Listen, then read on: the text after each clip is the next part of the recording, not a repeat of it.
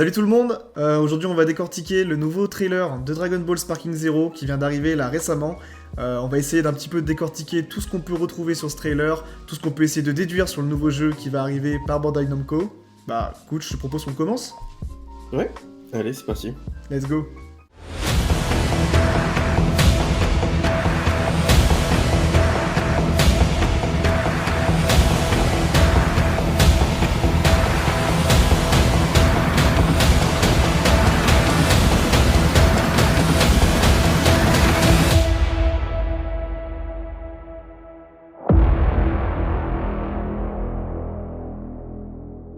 Donc on débute ce trailer avec Goku et Vegeta, qu'on va d'ailleurs suivre tout le long de ce trailer. On a vraiment l'impression qu'ils ont voulu faire un petit focus sur ces deux personnages-là pendant tout ce trailer.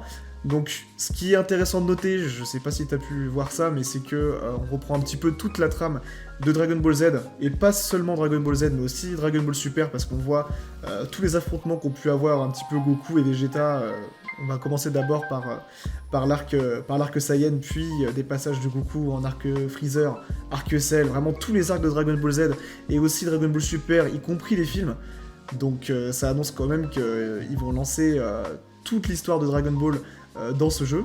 Je trouve que c'est quand même quelque chose à notifier.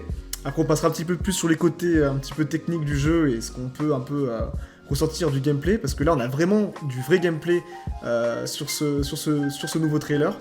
Donc qu'est-ce que tu peux dire un petit peu sur tout ce côté gameplay, sur tout ce qu'on peut apprendre du nouveau jeu, un petit peu tout ce qu'on peut en déduire? Sur le gameplay, déjà, on voit l'ensemble des transformations qui sont effectuées entre Goku et Vegeta. Donc on voit le Kaioken, on voit donc l'ensemble des transformations SSJ, on voit le God et le Divin, on voit aussi le Blue, et on voit aussi donc la forme Ozaru de Vegeta, qui nous rappelle de très bons souvenirs Sur Tenkaichi 3, ouais. Parce que là, ça veut Budokai dire qu'on Tenkaichi on va pouvoir avoir des combats un petit peu de géants, comme on avait un petit peu tous les Ozaru qui étaient présents dans le précédent jeu. Alors je pense pas qu'on aura vraiment tous les Ozaru dans Sparking Zero, ça sera vraiment un cast gigantesque. Ce que j'aime bien moi dans ce trailer, c'est que toutes les animations sont soignées. Vraiment, elles sont toutes différentes les unes des autres. On pourrait peut-être espérer que sur tous les personnages, chacun avec sa petite transformation spécifique et un petit peu stylisée, ce qui n'était pas forcément le cas dans Tenkaichi. Il y avait des transformations qui se répétaient un petit peu. Donc, on ressent vachement les coups, on ressent aussi la destruction sous la forme Ozaru surtout dans le trailer. C'est vrai que je trouve que l'Unreal Engine, du coup, ça a été utilisé, ça a été dit. Je crois que l'Unreal Engine 5 serait utilisé pour ce nouveau jeu, et là on le voit parce que là les effets de destruction sont clean. On voit que les effets de fumée sont magnifiques. Quand il y a une vague de Kiko, de Vegeta, on voit vraiment les explosions de partout et toute la fumée qui traverse un peu tout l'écran. Donc c'est super beau. À voir si ça sera pas un peu trop lourd. Les animations, les effets, c'est vrai qu'il ouais. y a quand même pas mal de travail qui a été fait au niveau du design artistique du jeu. Ça nous promet du lourd pour la suite. Ouais, et d'ailleurs en parlant de design, les chara-design un petit peu des personnages, je trouve que ça ressemble quand même un petit peu à la direction artistique de Dragon Ball Kakarot. Je trouve que les personnages sont un petit peu fins, on a cet effet un peu cel shading qui est mis au niveau des personnages, qui donne un aspect un petit peu cartoon. Après à voir, parce que moi personnellement ça me gêne un petit peu quand je vois Goku en forme Kaioken qui est un petit peu tout maigrichon. Donc il faudra essayer de voir si c'est pas un peu gênant que tout soit un peu uniformisé avec les mêmes chara-design en fait. Donc ça sera vraiment quelque chose qu'il faudra voir quand on verra un petit peu les autres persos et pas juste Goku et Vegeta.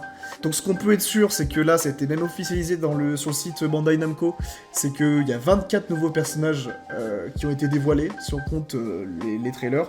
Après, donc il faut savoir ce qui compte aussi comme personnage. On voit qu'il y a différents Goku, il y a des Goku de début de Dragon Ball Z, du milieu, de la fin, des Goku de Dragon Ball Super, etc., etc. Pareil pour Vegeta. En fait, on a l'impression qu'ils vont faire des personnages différents selon la chronologie de Dragon Ball. Exactement, ouais, parce que sur Tenkaichi, on se rappelle qu'il y avait Goku au début, Goku au milieu, Goku fin. Donc on verra si sur ce nouveau jeu, ça sera la même chose et si on comptera un personnage par par moment dans l'histoire, quoi, par chronologie, comme tu l'as dit. Ouais. Donc, à voir si ça va potentiellement réduire le roster, parce qu'on va se dire, oui, d'accord, on a 14 Goku différents, mais ça va peut-être prendre de la place sur les autres personnages qu'on voudrait peut-être, qu'ils proposeront peut-être en DLC. Malheureusement, on n'a pas plus d'informations là-dessus. Ce qui est un petit peu décevant, là. Je vais arriver un petit peu à la fin du trailer, mais on fera une partie un petit peu analyse et théorie de ce qui va pouvoir arriver après. C'est que ils n'ont pas annoncé de date. On n'a pas de date précise sur la sortie du jeu. Et on a une sorte de visuel à la fin où on voit des cases vides. En fait, il y a tous les personnages qu'on a déjà vus des trailers précédents et des cases vides. Alors, est-ce que c'est le cast complet du jeu qui manque, ou alors est-ce que c'est juste les personnages qui seront montrés au fur et à mesure des nouveaux trailers? Ça, on ne le sait pas et on le découvrira, je pense, sûrement plus tard. Avant qu'on en rentre dans les théories, je voulais aussi parler un petit peu du gameplay.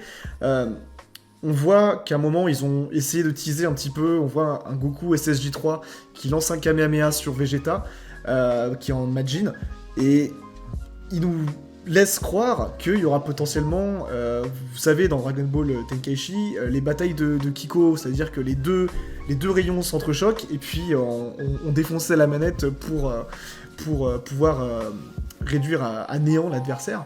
Et... Ouais, on tournait les joysticks comme des fous quand on était gamin. C'est ça, et là on n'a pas vraiment l'élément de savoir si ça sera dans ce nouveau jeu. Et ça, c'est quelque chose que la communauté attend énormément, parce que ça rend les combats un peu plus réalistes.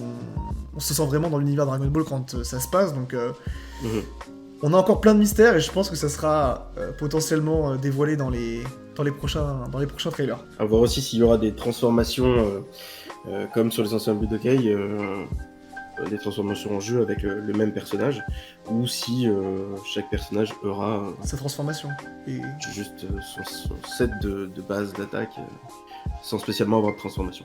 Normalement on devrait l'avoir parce qu'on voit quand même les animations de transformation. Je pense pas que ce soit non plus des transformations d'entrée, mais effectivement si on prend un Goku Dragon Ball Z, il pourra pas se transformer en Super Saiyan Blue, ça c'est quasiment sûr. Donc en conclusion, moi je dirais qu'au niveau du gameplay c'est prometteur, comme tu l'as dit, on sent vraiment le dynamisme qu'on avait déjà vu lors du premier trailer, avec toutes les téléportations, tous les enchaînements de coups qui sont grave fidèles à ce qu'il y avait sur Tenkaichi, mais version 2024. Donc toi, est-ce que tu dirais que t'es aussi hype avec ce deuxième trailer qu'avec le premier? Est-ce que t'as toujours gardé cette hype? Est-ce que tu penses que ça va pouvoir être un jeu qui va pas nous décevoir et on aura de quoi manger sur ce nouveau Dragon Ball? Bah, j'espère qu'ils vont nous donner un peu plus d'informations, parce que je suis toujours hype, mais j'attends de voir, parce qu'il y a certaines choses qui manquent pour l'instant, qui nous manquent des informations sur certains détails qui pourraient être intéressants à sortir dans le jeu. Donc à voir dans les prochains mois. Donc oui, on a encore quelques petites zones de flou, comme j'ai pu l'indiquer précédemment, donc notamment sur le mode histoire. Là, on a quand même de bonnes chances que ça puisse couvrir quand même une grosse partie de Dragon Ball Z et aussi Dragon Ball Super, parce qu'on voit vraiment tous les personnages qui font partie de cette série du début jusqu'à la fin. On n'a aucun élément par contre sur Dragon Ball tout court. On n'a pas vu de Goku enfant, on n'a pas vu tout ça, donc pour ce mode d'histoire c'est encore un petit peu flou. Et je crois que tu voulais aborder aussi un petit peu le côté combat hors ligne, donc tout ce qui est, enfin les combats écran scindés comme on faisait à l'époque sur la PlayStation. Oui, effectivement, sur Budokai, on avait les écrans scindés où on pouvait jouer à deux en local. Effectivement, là, de ce qu'on a aperçu sur les plateformes donc Steam et PlayStation, on n'aurait pas de mode écran scindé en local. Alors, il y aura un mode en ligne en 1v1, mais pour l'instant, on n'a pas plus d'informations. Et c'est quand même un gros point, parce que ça, c'est ce qui fait toute la nostalgie des joueurs de Dragon Ball Tenkaichi. C'est vraiment ce mode écran scindé, comme on faisait quand on était petit, on se réunissait entre potes et on se la donnait. Donc voilà, il y a encore quelques petits points flous, il nous manque encore un petit peu des informations, mais c'est quand même super encourageant. Et puis on a vu la hype que le trailer a amené. Il y avait des dizaines et des dizaines de milliers de personnes en ligne pendant la diffusion du deuxième trailer, donc on sent que la hype commence à monter. Voilà, comme j'ai dit, on n'a toujours pas de date précise, donc on n'hésitera pas à vous tenir informé si jamais des nouvelles viennent arriver à ce sujet-là. Donc, moi ce que je vous propose, c'est que voilà, on a un petit peu théorisé sur ce qui allait arriver, on a un peu regardé le gameplay, on peut se laisser là-dessus, et de toute façon, je pense qu'on va couvrir à fond ce nouveau jeu, et potentiellement vous proposer d'autres podcasts un petit peu dans ce format-là, un peu tranquille. pour qu'on puisse discuter ce jeu qu'on attend depuis une dizaine d'années, quoi. C'est vraiment le jeu Dragon Ball qui met tout le monde d'accord. Oui, effectivement, le jeu a l'air prometteur, tout ce qui est design, la qualité graphique, etc. Après, on attend de voir ce que ça va donner aussi, que ce soit sur console ou sur PC, voir s'il y aura une différence ou si les jeux seront bien optimisés. Puis voilà, on attend de voir. Et puis...